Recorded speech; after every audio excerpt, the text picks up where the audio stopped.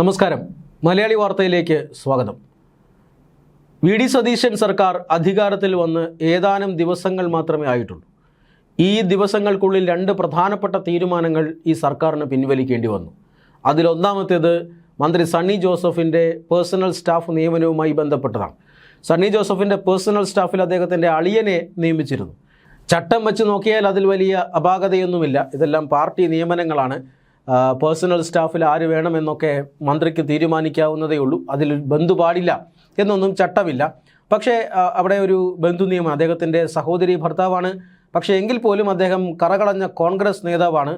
അദ്ദേഹം സണ്ണി ജോസഫിൻ്റെ അളിയൻ എന്നതിന് അപ്പുറത്തേക്ക് സ്വതന്ത്രമായി തന്നെ ഒരു രാഷ്ട്രീയ വ്യക്തിത്വം അതിനുടമയായിട്ടുള്ള ഒരു വ്യക്തിയാണ്. അതുകൊണ്ട് തന്നെ അദ്ദേഹത്തിന് അങ്ങനെ ഒരു പദവി നൽകിയതിൽ വലിയ അപാകതയില്ല എന്നാണ് ആദ്യം വിലയിരുത്തലുണ്ടായത്. പക്ഷേ എങ്കിലും പിന്നീട് ഒരു ബന്ധു നിയമനം അത് വേണ്ടായിരുന്നു എന്ന ഒരു നിലപാടിൻ്റെ അടിസ്ഥാനത്തിൽ പാർട്ടിക്കാർക്ക് പോലും ആവശ്യത്തിന് ഇത്തരത്തിലുള്ള പദവികൾ നൽകാൻ കഴിയാത്ത സാഹചര്യത്തിൽ എന്തുകൊണ്ടാണ് ഒരു ബന്ധു എന്ന ഒരു ചോദ്യം പാർട്ടിക്കുള്ളിൽ തന്നെ വരികയും പിന്നീട് ആ തെറ്റ് തിരുത്തുകയും ചെയ്തു. ഈ മന്ത്രിയുടെ അളിയനെ രാജിവെപ്പിച്ച് പുറത്താക്കുകയും പകരം അവിടെ മറ്റൊരു സ്റ്റാഫിനെ നിയമിക്കുകയും ഒക്കെ ചെയ്തു. അത് ഒന്നാമത്തെ വിക്കറ്റാണ്. രണ്ടാമത്തെ വിക്കറ്റ് ഇപ്പോൾ ദേവസ്വം ഗവൺമെൻറ് പ്ലീഡറുമായി ബന്ധപ്പെട്ടാണ്. ദേവസ്വം വകുപ്പുമായി ബന്ധപ്പെട്ട കേസുകൾ സർക്കാരിന് വേണ്ടി കൈകാര്യം ചെയ്യുന്നതിന് ഒരു അഭിഭാഷകനെ ഗവൺമെൻറ് പ്ലീഡറായി നിയമിച്ചു. പക്ഷേ ആ നിയമനം വളരെ വിചിത്രമായ ഒരു നിയമനമായിപ്പോയി. കാരണം ഈ ഇതേ അഭിഭാഷകൻ കെ.ബി. പ്രദീപ് സ്വർണ്ണക്കൊള്ള കേസിൽ ഏറ്റവും പ്രതിസ്ഥാനത്ത് നിൽക്കുന്ന സ്മാർട്ട് ക്രിയേഷൻസ് എന്ന് പറയുന്ന കമ്പനി, ആ കമ്പനിക്ക് വേണ്ടി നിയമപോരാട്ടം നടത്തിയിരുന്ന അല്ലെങ്കിൽ ആ കമ്പനിയുടെ ലീഗൽ അഡ്വൈസറായിരുന്ന കെ.ബി. പ്രദീപ്, അതേ കെ.ബി. പ്രദീപിനെയാണ് ഗവൺമെൻറ് പ്ലീഡറായി നിയമിച്ചിരിക്കുന്നത്. അതായത് വളരെ പ്രമാദമായ ഒരു കേസ്, സർക്കാരും അതുപോലെ തന്നെ മറ്റ് പ്രതികളും എല്ലാം ഉൾപ്പെട്ട വളരെ പ്രമാദമായ, സംസ്ഥാനത്ത് തന്നെ വലിയ ചർച്ച ആയിട്ടുള്ള, കഴിഞ്ഞ സർക്കാരിനെതിരെ വലിയ ജനവികാരത്തിന് കാരണമായ ശബരിമല സ്വർണ്ണക്കൊള്ള, ആ ശബരിമല സ്വർണ്ണക്കൊള്ള കേസിൽ പ്രതിസ്ഥാനത്ത് വാദിച്ചിരുന്ന ഒരു അഭിഭാഷകനെ പിടിച്ച് സർക്കാർ ഗവൺമെൻറ് പ്ലീഡറായി നിയോഗിക്കുന്നു എന്നുള്ള വളരെ വ്യത്യസ്തമായ ഒരു സമീപനം അവിടെ ഉണ്ടായിരുന്നു എന്നുള്ളതാണ്. ഈ ഗവൺമെൻറ് പ്ലീഡർമാരുടെ നിയമനം നടന്നത് മുഖ്യമന്ത്രിയുടെ നേരിട്ടുള്ള ഒരു അറിവിലാണ്. കാരണം മുഖ്യമന്ത്രി വി.ഡി. സതീശനാണ് നിയമവകുപ്പ് കൂടി കൈകാര്യം ചെയ്യുന്നത്.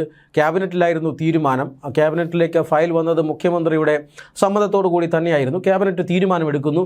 ആ ക്യാബിനറ്റിൽ ദേവസ്വം മന്ത്രി കൂടിയായ കെ. മുരളീധരൻ പങ്കെടുക്കുന്നില്ല. അദ്ദേഹം നിപ്പയുമായി ബന്ധപ്പെട്ട ചില ഏകോപന പ്രവർത്തനങ്ങൾക്ക് വേണ്ടിയിട്ട് അദ്ദേഹം അല്ലെങ്കിൽ മറ്റ് ജില്ലയിലായിരുന്നു. അതുകൊണ്ട് തന്നെ അവിടെ അദ്ദേഹത്തിന് ഈ മന്ത്രിസഭാ യോഗത്തിൽ പങ്കെടുക്കാൻ കഴിഞ്ഞില്ല. എങ്കിലും ഈ പ്ലീഡർ നിയമനവുമായി ബന്ധപ്പെട്ട പൂർണ്ണമായ അധികാരം താൻ മുഖ്യമന്ത്രിക്ക് നൽകിയിരുന്നുവെന്നും മുഖ്യമന്ത്രിയാണ് ഈ തീരുമാനത്തിന് പിന്നിലെന്നും അതുകൊണ്ട് തന്നെ മുഖ്യമന്ത്രി തീരുമാനിച്ച ഒരു കാര്യം ഞാൻ ഇടപെട്ട് മാറ്റില്ല എന്നുമാണ് കഴിഞ്ഞ ദിവസം ഇത് വിവാദമായപ്പോൾ കെ. മുരളീധരൻ പറഞ്ഞത്.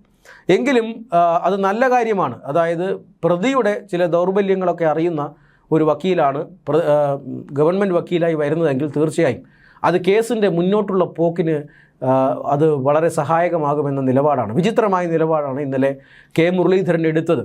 എന്നാൽ പിന്നീട് കെ. മുരളീധരൻ ആ ഒരു തീരുമാനം തിരുത്തുകയായിരുന്നു. പിന്നീട് നടന്ന മന്ത്രിസഭാ യോഗത്തിന് തൊട്ടു പിന്നാലെ കെ.ബി. പ്രദീപ് അദ്ദേഹത്തിൻ്റെ പുതിയ പദവിയിൽ നിന്നും രാജിവെക്കുകയാണ് ചെയ്തത്. അങ്ങനെ രണ്ടാമത്തെ വിക്കറ്റും വീണു. ഇതിലേറ്റവും പ്രധാനപ്പെട്ട കാര്യം നേരത്തെ സൂചിപ്പിച്ചതുപോലെ ശബരിമല സ്വർണ്ണക്കൊള്ള എന്താണ് എന്ന് നമുക്ക് എല്ലാവർക്കും അറിയാം. അതിൽ ഏറ്റവും പ്രധാനപ്പെട്ട ദുരൂഹമായ ഒരു പാർട്ടിയാണ് ഈ പറയുന്ന സ്മാർട്ട് ക്രിയേഷൻസ്. സ്മാർട്ട് ക്രിയേഷൻസ് ഇന്ത്യയിലെ ഈ പറയുന്ന ഈ ക്ഷേത്രഭാഗങ്ങളൊക്കെ സ്വർണം പൂശുന്ന ഇന്ത്യയിലെ വളരെ പ്രധാനപ്പെട്ട ഒരു കമ്പനിയാണ്. ഈ കമ്പനിയുടെ കീഴിലാണ് ഇന്ത്യയിലെയും അതുപോലെ തന്നെ ലോകത്തിൻ്റെ പല ഭാഗങ്ങളിലെയും പ്രധാനപ്പെട്ട ക്ഷേത്രങ്ങളുടെ പണികളെല്ലാം പുരോഗമിക്കുന്നത്. അങ്ങനെയുള്ള ഒരു കമ്പനിയിലേക്ക് ചട്ടവിരുദ്ധമായിട്ടാണ് ഈ സ്വർണ്ണപ്പാളികൾ ഇളക്കിക്കൊണ്ടുപോയി ആ സ്വർണ്ണപ്പാളികളിൽ വീണ്ടും സ്വർണം പൊതിഞ്ഞ് അറ്റകുറ്റപ്പണികൾ നടത്തിയിരിക്കുന്നത്. ഇങ്ങനെ എന്തുകൊണ്ടാണ് അറ്റകുറ്റപ്പണികൾ നടത്തിയത്? ഈ സ്വർണം, അതായത് മാനുവൽ ജോലികൾ കൊണ്ട്, മാനുവൽ വർക്ക് കൊണ്ട് സ്വർണം പൂശിയിരുന്ന, വിജയ് മല്യ സ്വർണം പൂശിയിരുന്ന അതേ പാളികൾ ഇളക്കിക്കൊണ്ടുപോയി ആ മാനുവലായി സ്വർണം പൂശുമ്പോൾ അതിനകത്ത് ഉണ്ടാകുന്ന സ്വർണത്തിൻ്റെ കണ്ടൻറ്റ് വളരെ കൂടുതലാണ്.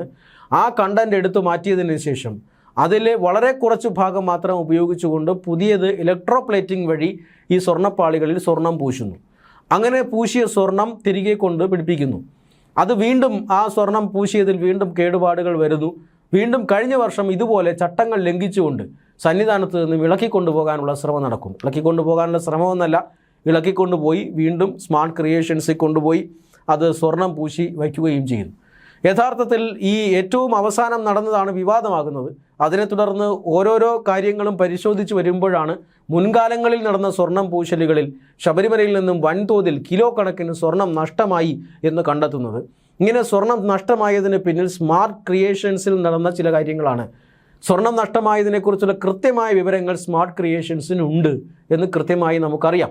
അതുകൊണ്ട് തന്നെ സ്മാർട്ട് ക്രിയേഷൻസിൻ്റെ MD അടക്കമുള്ളവർ ഈ കേസിൽ പ്രതിയാണ്.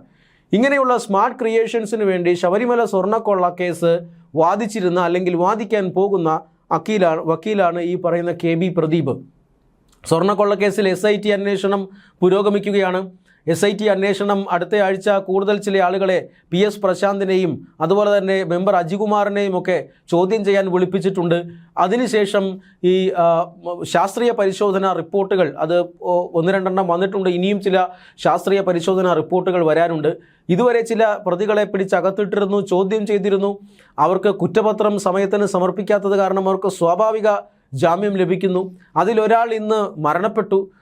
അങ്ങനെയൊക്കെ കേസ് അന്വേഷണം സംഘവുമായി ബന്ധപ്പെട്ട കേസ് പുരോഗമിക്കുകയാണ്. കോടതിയുടെ മേൽനോട്ടത്തിൽ SIT അന്വേഷണം പുരോഗമിക്കുന്നു. ഏതാനും ദിവസങ്ങൾക്കകം SIT കുറ്റപത്രം സമർപ്പിക്കാനിരിക്കുകയാണ്. കുറ്റപത്രം സമർപ്പിച്ചു കഴിഞ്ഞാൽ പിന്നെ നേരെ കേസ് വിചാരണയിലേക്ക് കടക്കുന്നു. ഈ ഘട്ടത്തിലാണ് നിർണായകമായ ഒരു സ്ഥാനത്തേക്ക് സ്മാർട്ട് ക്രിയേഷൻസ് എന്ന കേസിലെ പ്രതിയായിട്ടുള്ള കമ്പനിയുടെ ലീഗൽ അഡ്വൈസറെ പിടിച്ച് ഈ വളരെ പ്രധാനപ്പെട്ട കള്ളനെ പിടിച്ച് താക്കോലേൽപ്പിക്കുന്ന ഒരു നിയമനം VD സതീശൻ സർക്കാർ ചെയ്തത്. സ്വർണം കട്ടവൻ ആരപ്പ എന്ന് ചോദിച്ച് അധികാരത്തിൽ വന്നിട്ട് എന്തുകൊണ്ടാണ് ഇങ്ങനെ കേസ് അന്വേഷണം അട്ടിമറിക്കുന്നത് എന്ന ചോദ്യത്തിന് കോൺഗ്രസിന് ഉത്തരവില്ലായിരുന്നു. ചില ഇടപെടലുകൾ അവിടെ നടന്നു എന്ന് വ്യക്തമാണ്. എന്തിനു വേണ്ടിയിട്ടാണ് ഇടപെടൽ എന്നതാണ് ഏറ്റവും പ്രധാനപ്പെട്ട ചോദ്യം.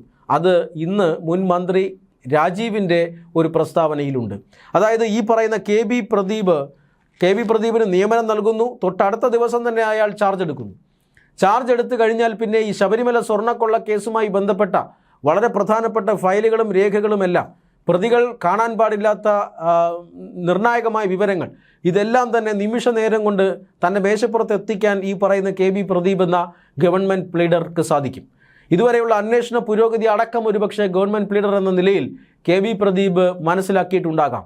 ഇനി അദ്ദേഹം രാജിവെച്ച് വീണ്ടും സ്മാർട്ട് ക്രിയേഷൻസിന് വേണ്ടി വാദിച്ചാൽ തീർച്ചയായും അവിടെ ശബരിമല സ്വർണ്ണക്കൊള്ള കേസിൽ സർക്കാരിൻ്റെ തന്ത്രങ്ങൾ പൊളിയാനുള്ള സാധ്യതയുണ്ട്. സർക്കാരിന് ഈ കേസ് വിചാരണ ഘട്ടത്തിൽ തോൽവി പിണയാനുള്ള എല്ലാ സാധ്യതയും ഉണ്ട് എന്നാണ് P രാജീവ് ഇന്ന് വാർത്താ സമ്മേളനത്തിൽ പറഞ്ഞിരിക്കുന്നത്. ഗൗരവമേറിയ ഒരു പ്രസ്താവന കൂടിയാണ്. എങ്ങനെയാണ് KB പ്രദീപ് ഈ ഒരു തലത്തിലേക്ക് വന്നത്, ഈ ഒരു പദവിയിലേക്ക് വന്നത്? പദവിയിൽ വന്നതിന് ശേഷം അയാൾ നിർണായകമായ രേഖകൾ കണ്ടിട്ടുണ്ടോ? അങ്ങനെ കണ്ടിട്ടുണ്ട് എങ്കിൽ അയാളെ പ്രതിഭാഗം വക്കീലാകുന്നതിൽ നിന്ന് വിലക്കാൻ സാധിക്കുമോ? ഇത്തരം കാര്യങ്ങളാണ് തീർച്ചയായും ഇനി ചർച്ച ചെയ്യപ്പെടേണ്ടത്. അല്ലാത്ത പക്ഷം ശബരിമല സ്വർണ്ണക്കൊള്ള കേസ് അട്ടിമറിക്കപ്പെടും. അവിടെ ഏറ്റവും പ്രധാനപ്പെട്ട പ്രതികളിലേക്ക് അന്വേഷണം പോകില്ല. ഇവിടെ വച്ച് ഈ കാര്യങ്ങൾക്ക് തീരുമാനമുണ്ടാകും. മാത്രമല്ല ഉണ്ണികൃഷ്ണൻ പോറ്റിയും അതുപോലെ തന്നെ ഈ പറയുന്ന സ്മാർട്ട് ക്രിയേഷൻസിൻ്റെ പങ്കജ് ഭണ്ഡാരിയിലും മാത്രം ഈ കാര്യങ്ങൾ ഒതുങ്ങും. പിന്നീട് ഇതിൻ്റെ ഉന്നതങ്ങളിൽ പ്രവർത്തിക്കുന്ന വ്യക്തികളിലേക്ക് അന്വേഷണമോ അതോടൊപ്പം തന്നെ വിചാരണയോ നീണ്ടുപോകാൻ കഴിയാത്ത സാഹചര്യത്തിലേക്ക് ഈ പറയുന്ന വിവരങ്ങൾ ചോർന്നാലുണ്ടാകും എന്നാണ് ഇപ്പോൾ ലഭിക്കുന്ന സൂചന. അതുകൊണ്ട് തന്നെ വളരെ നിർണായകമായ ചില ഇടപെടലുകൾ, ദുരൂഹമായ ഇടപെടലുകൾ VD സതീശൻ സർക്കാരിൻ്റെ ആദ്യ കാലഘട്ടത്തിൽ തന്നെ സ്വർണ്ണക്കൊള്ള കേസിൽ ഉണ്ടായിരിക്കുന്നു എന്നുള്ളതാണ് അടിവരയിട്ട് പറയേണ്ട കാര്യം. KB പ്രദീപിൻ്റെ നിയമനം, അദ്ദേഹത്തിൻ്റെ രാജി, ഇത് രണ്ടും അപകടകരമാണ്. സ്വർണ്ണക്കൊള്ള കേസ് അട്ടിമറിക്കാൻ വേണ്ടിയാണോ ഇത്തരത്തിലൊരു നിയമനവും രാജിയും ബാക്ക് ടു ബാക്ക് നടന്നത് എന്നത് വളരെ പ്രധാനപ്പെട്ട ഒരു ചോദ്യമായി മാറുകയാണ്. മുഖ്യമന്ത്രിയാണ് ഇതിനകത്ത് ഉത്തരം പറയേണ്ടത്. വരും ദിവസങ്ങളിൽ മുഖ്യമന്ത്രി ഉത്തരം പറയുമെന്നാണ് സൂചന. എന്തായാലും സ്വർണ്ണക്കൊള്ള കേസ് അട്ടിമറിക്കപ്പെടാതിരിക്കാൻ ഇനിയും എന്തെങ്കിലും ചെയ്യാൻ സാധിക്കുമെങ്കിൽ അത് ചെയ്യണം എന്നാണ് ദേവസ്വം മന്ത്രിയോട് ഭക്തർ ആവശ്യപ്പെടുന്നതും.